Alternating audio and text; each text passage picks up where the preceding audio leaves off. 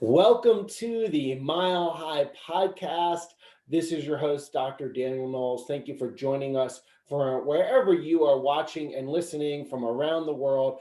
And the thing we'd like to encourage you to do is make sure to hit subscribe so you never miss any Mile High tick. And for certain, make sure you register to join us at Mile High 2021. You can find out all the information at milehighchiroregistration.com.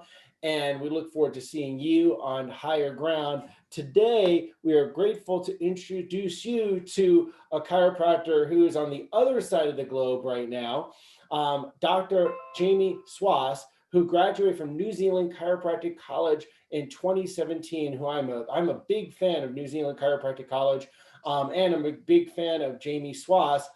He opened his own practice in January 2019 and a second practice, larger practice at the end of 2019. It runs two practices in New Zealand and has a tremendous impact on the area and on his communities. Thank you for joining us today, Dr. Jamie Schwass. No worries at all. Thank you for having me.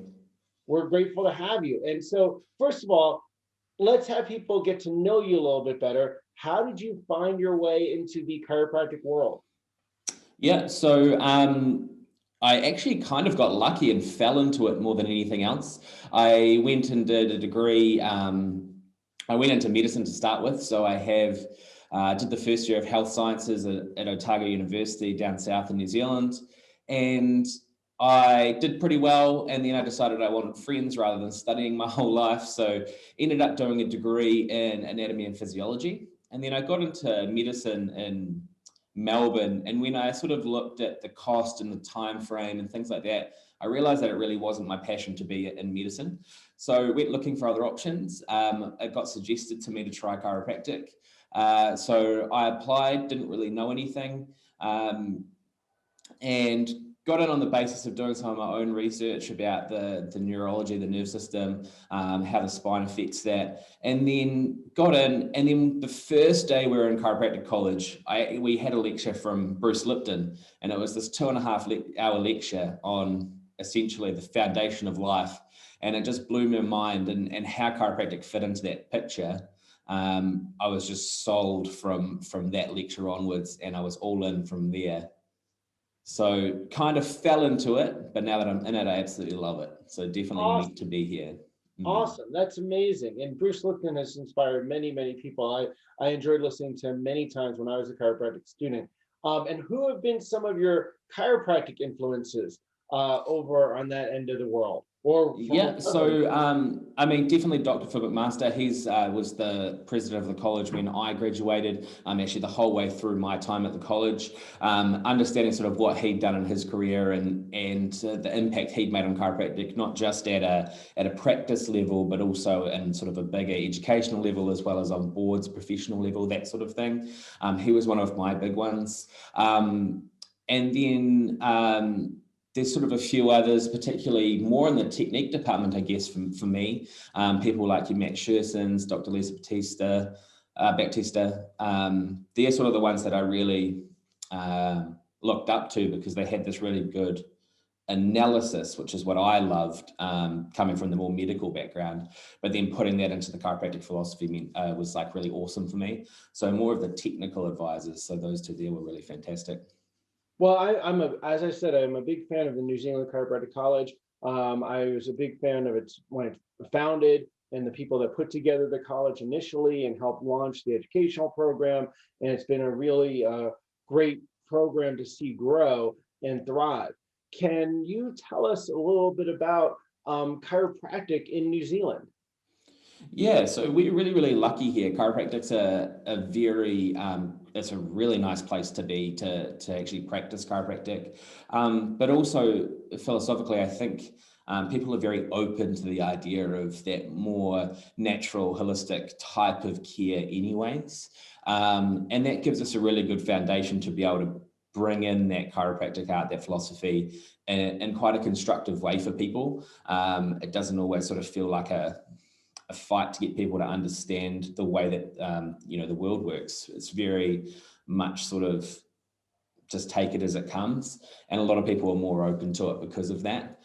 So the actual environment to practice is pretty amazing. We're really well supported by our board and by our associations here. So it makes it quite simple to practice chiropractic here, which is lovely. We don't sort of have any barriers to being able to run really, really successful practices, and also practice really, really philosophically based chiropractic. Yeah, I noticed that myself because I was recently over there teaching a little bit back, and I look forward to going back there to teach again. And it was the first time I got to visit the school physically, and I really was so impressed. No, actually, that's not true. I visited when I was a chiropractic student 20 years ago. Mm-hmm. And it was in the old campus. It was in the new building. Yeah. I got to see the new building, and it was really quite inspiring. I got to see some people that were instructors when I was at Sherman that now we're over there. And my daughter and I were just so, and my wife, we were also impressed with actually the really holistic nature of the people in New Zealand overall. And my daughter even said, well, wow, if I were to go to chiropractic school, I'd be coming out here, because it really was quite impressive. And she said as she walked around the school, she said, all the things written on the wall are things that you and dad say. Oh, I love that. I love that. Yeah, which was really, really good. So Yeah. now talk about getting into practice. You went into practice in 2019. We're only in 2021, and you launched 2 practices. Talk about that process. Yeah, so I started an associateship. I did about a year an associate before I opened my practice, and it was probably a really good experience because I was lucky enough to have a principal chiropractor who pretty much just let me have my run of the place. He just let me be there by myself and do my thing. And I realized very quickly what I loved about the process he had, and also what I didn't like about the process he had. And that gave me a really good foundation to be able to be like, okay, this is how I really want to practice chiropractic. And so at the end of 2018, we sort of had a discussion, and I was like, look, I think we probably need to part ways. And so we decided to part ways, and I moved back home into my sort of hometown in Christchurch, a small little town, only about sort of 7,000 people, so pretty small. And we opened there in 2019. That was something I always wanted to do, was to open my own practice. And one of the big things we did was very, very quickly got attached into the community. So one of the first things we did is we wrote up these, I think we did about 800 envelopes with little personalized handwritten cards that said, here's the bar of soap you don't know us from. And then gave them a little hotel soap. So it was just a bit of a funny thing to introduce ourselves to the community, and we went around and hand delivered them to 800 mailboxes in the community with an invite to our open night. And then we had probably 70 people show up at our opening night. Didn't really know any of them, but just from that. And from there, we just sort of really progressed quite quickly into being very successful very, very fast. So I think we were profitable within a couple of months. And then by the time we got to about August, we were really quite busy. I was hiring staff already by July. And just because we were part of the community, it sort of seemed like the natural place to go for a lot of people. And then so by that stage, because we were pretty much at the point where we couldn't really grow much bigger in our Lincoln practice, we decided that we wanted to go into a more multidisciplinary, larger practice. So we decided to move into the city, and we opened a second one, larger one in the city, and we just transferred all our staff in there and hired new ones for Lincoln, where we already had a really good system. So it worked quite nicely. And then sort of through that period of time, we've just been developing other strategies, maintaining our connection to the community, and then looking into things that are more on the business side. So your advertising, marketing, that sort of stuff. But I think the key aspect that we did was really maintain this really base level connection to the people that are in the community. Whether or not they were seeing us didn't really matter. We just wanted to make sure that we were out there doing as much as we could, and just staying really, really well connected within that community. That's such great advice, because so many people, again, I practice in the US. I don't know what practice is like in New Zealand, but I know in the US, so many people focus on the digital marketing. Not that digital marketing is not important, but they'll focus on building funnels or Facebook ads or so on and so forth, and they forget about connecting with real people in their community. Yeah, I definitely think that's become one of the more mainstream things to do now. I see that a lot, even with the newer practices around New Zealand. Is that the same thing happens? Is that they sort of see the social media marketing going on, and they think, "Oh, cool, that's the way to do it." And there is obviously some validity to that, and advertising and marketing is always really important.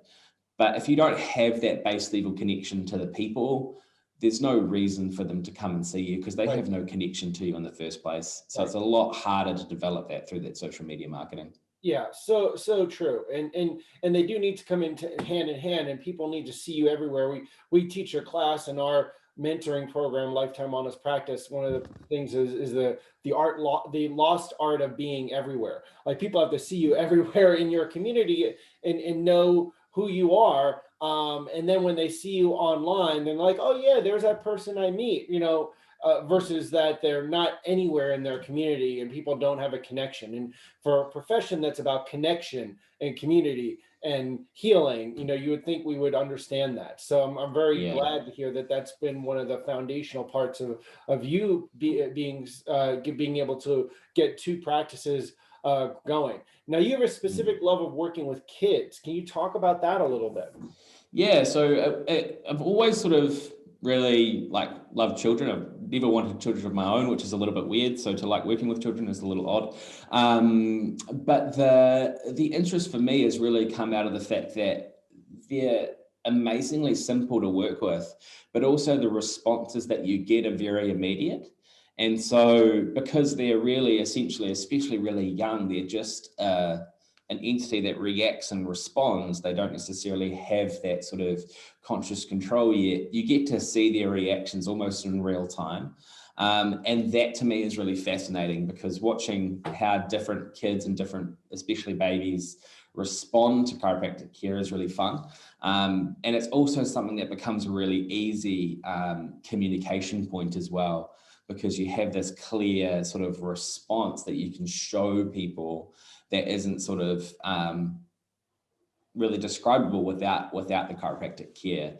So I guess when I the reason that I really started getting involved with kids is when I was in practice in the college, when I was learning. I had a 6-year-old non-verbal kid who couldn't walk, had really, really poor muscle tone, was really struggling to engage with her world. And we put her under chiropractic care I had her for about 3 months before I finished up. And she went from essentially not being able to pull herself to almost walking. And that was a huge change for her because now she could get up, she could move, she could interact with her world, she could go over to her parents to get cuddles and love.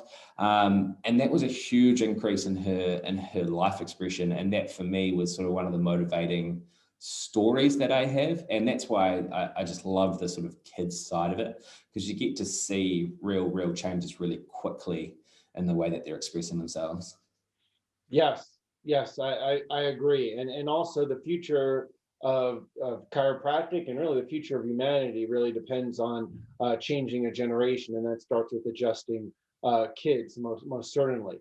So now, what do you feel are the thing you've successfully opened two practices in a very short period of time? And my understanding in connecting with you is that they're running very self-sufficiently, which is also a good business accomplishment. And many chiropractors never do that, and they become really employees and slaves to their business, right? And hey, I love being in practice tremendously. I also love enjoying time with family and freedom as well, Yeah, right? So part of 100%. being in a business is that you the lifestyle that it also provides is the service you provide, but also the lifestyle it gives you. What are some of the things that you feel would that chiropractors in school, DCs to be, chiropractic students and new grads need to be able to grow and skills they need to develop to be able to do that? Yeah, so I think there's a couple of things. I think naturally coming from a service industry, you kind of want to do everything because you feel like it's, being part of the service you giving every part to the business, and then also obviously every part to your clients or whatever you choose to call them. And so I think the natural want is to be involved in every part of your business. But what you've got to realize really quickly is that you sitting on your phone or your computer answering hundreds of emails a day is really taking away from your potential to serve that client. And there's someone who will do that, who will probably do a better job because that's their role. And so finding the people to put into those roles is really important. So I've always said that sort of my staff make my practices, because the reality is they're doing all the ground level work to make sure these clients are looked after from the admin side. And then I can come in and do my work and do what my specialty is, which is the chiropractic.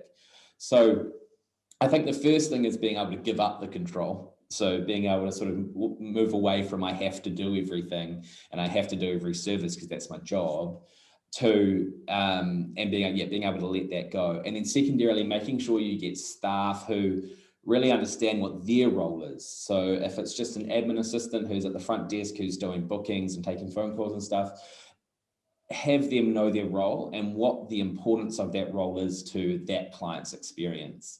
So one of the things we teach our staff is, okay, cool, what does it look like to be well serviced from a service aspect? So we actually take them to like a high-end hotel, and so they get to see the process of like, how would you get treated from a really high-end hotel or a high-end experience, and how can we then recreate that in the practice? So they then become almost attached to how that client feels about the practice. And that's a huge part of it, because if they see their position as important as well as them doing a really great job, it makes it really easy to keep people with you, but also have a really self-sufficient practice where they can kind of do the major roles. Yes, and that is very wise advice. I've told that to my team. We've done that with our team. We've told this to the people that we mentor, that, look at other service industries, for sure, because that's one thing that's important. People forget this about, they think chiropractic and I'm in a health profession, okay, or health related profession, and they forget that it's a service-based industry, and you have to, that first part of it, the service, improve the service that you are delivering will impact your ability to impact more, to touch more lives, versus keep thinking of this quality of service last, which so often happens, sadly. And then, and I definitely think also people underestimate how smaller changes you have to make to improve that quality of service too.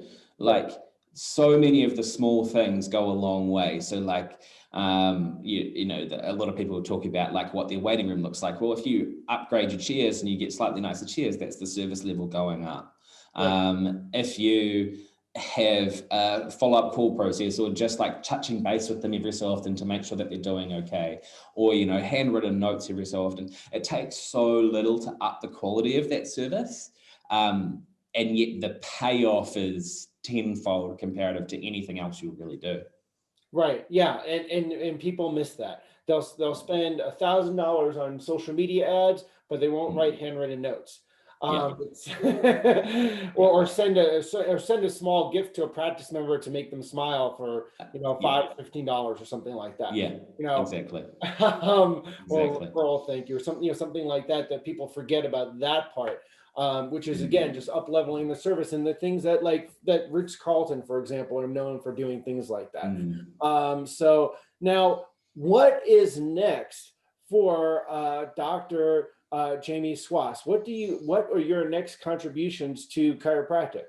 Yeah, so I really want to go back into the education environment. I think I was very, very lucky when I went through to have just a really solid set of sort of teachers and faculty that really supported me well when I went through. And although I was supported well and the academics were great, I still felt like there was sort of little pieces missing that made it difficult to transition from the chiropractic sort of student clinic type life into the chiropractic office in the real world. And so my sort of big thing now is I really want to go back into that education environment and create opportunities to learn ways to I guess, communicate better, be more fluent when it comes to actually being in the real world with chiropractic, and just create opportunities for these people who are going through such a great program to also become these really great critical thinkers, great communicators. So when they get out of the college, they can also be really, really successful. Yes, yes, I agree. Mm. Now, in working with associates, you Mhm. probably have seen great associates, and you Mhm. probably seen not so great. We all Yeah. have, and I've seen great doctors of chiropractic and not so great doctors of chiropractic. What have been some qualities that you've seen in the best associate doctors? Yeah, I actually think one of the best things that is sort of the differences is just really the confidence level in their own ability coming out. That goes a massive way just for them to be able to integrate better into a system.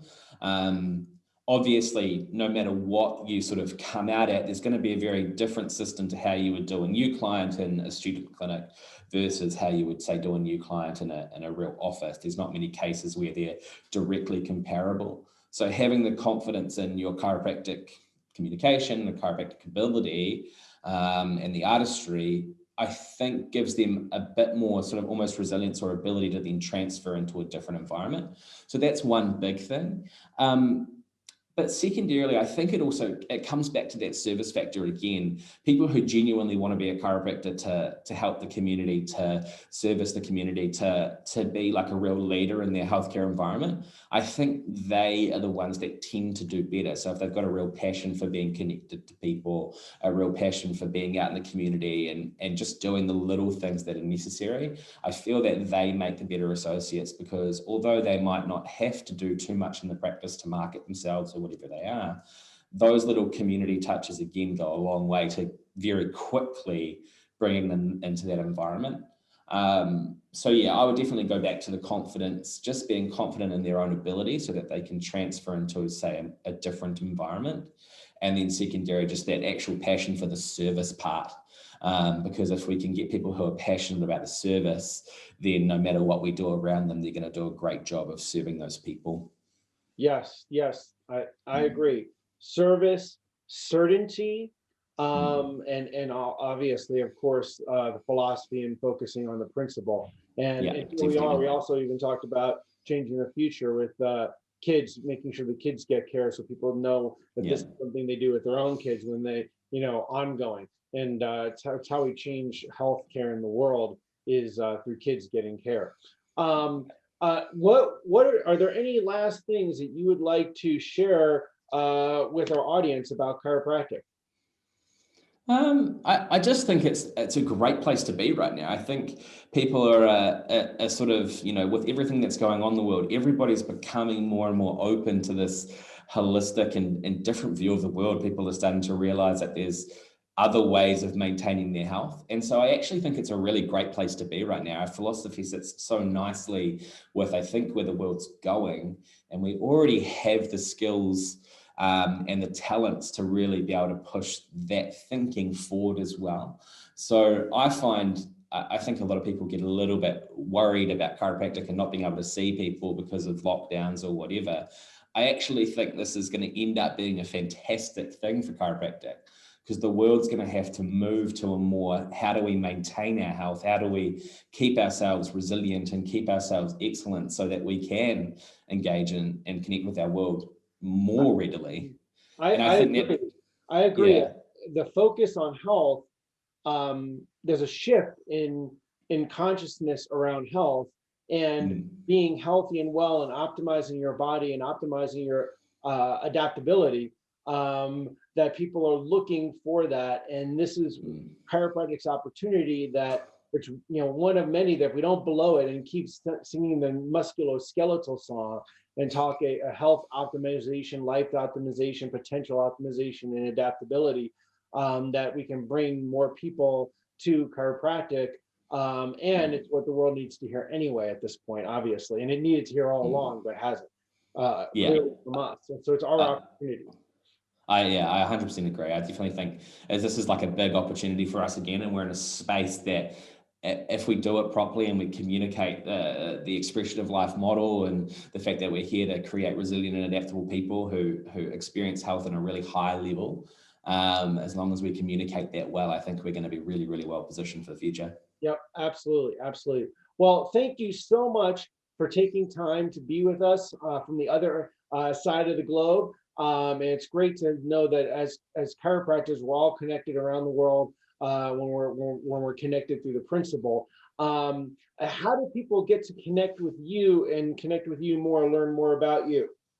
Yeah. So you can you can jump on and chat to me through email. I'll post my email to you, so you can put that up, and then also just through our website at edenchiropractic.co.nz. You can message us there, and I'm always happy to have a chat, or just through Facebook and my business page. I'm always open to having discussions, especially with people in different environments. So there's absolutely no need to be worried about reaching out to me at all.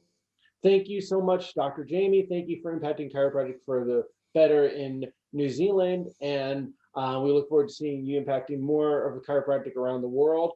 And so thank you so much, everyone, for being part of Mile High and listening to the Mile High podcast. We look forward to seeing you on higher ground at milehighchiroregistration.com, and keep changing spines, lives, and minds with chiropractic.